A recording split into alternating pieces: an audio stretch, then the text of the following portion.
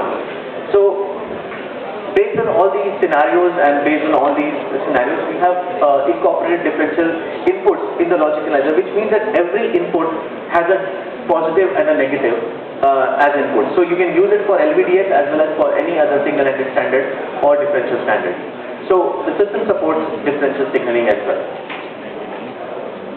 So we will use this in a short while, and we will do some debugging, and we have an FPGA board over there with different signals. We will do some debugging later.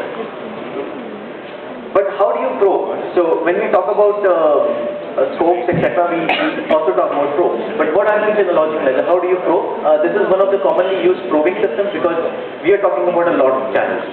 So one option is that we design connectors on the board and we have connector-based probes. So if you see on the screen, there is a picture wherein we have some connector-based probes, wherein if you can pre-design a connector, it's very easy to connect a lot of channels to one connector. For example, those connectors are 34 channels. So there are connectors like SAMTech, SoftTouch, etc.